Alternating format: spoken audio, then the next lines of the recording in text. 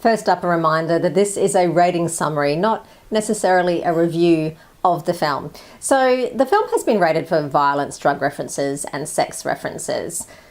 I think the strongest thing in this film is actually the sex references, but let's start with the violence. There isn't a huge amount of violence in the film, but you do see some very short scenes of violence. One of the characters in one of the subplots is a hitman, basically, and he roughs up a few people. This mostly it involves people being shot. So you do see a couple of people being shot very quickly, and then you see bodies being dumped into pits and covered with cement. So that's the only visual violence that you see. The rest of the violence is talking about it. So there's a mention of, the death sentence by electric chair, execution. There's mention of racketeering, of a car driving through a shop window, threats of punching somebody or knocking their teeth out, that sort of stuff. So you don't see it, but it's talked about.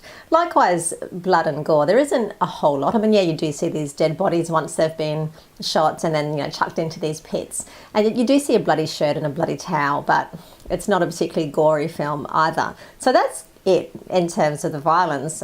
It's not really as strong as I think some of the classification boards, promoting it as. Onto the sex then. I think that the sex and the romance is a much stronger theme in the film. Sex is definitely a theme, but you don't see any happen. So there's no actual sex scenes. The closest that you get to seeing a sex scene is a man hires a prostitute, but then they spend most of the scene when they're together of talking about what they're doing and whether they should be doing it, even though they don't actually do it or they're not actually doing it. So it's kind of a weird scene. In fact, it probably could have almost been cut from the film because it almost doesn't fit in with the rest of the movie. But as I said, you don't see any sex. There's just this weird, awkward, sex-related conversation that happens.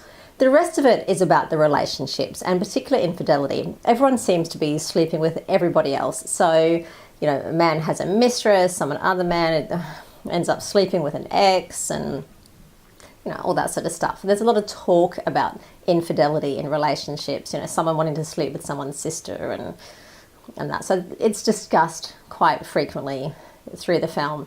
But, again, that's also about as heavy as it gets.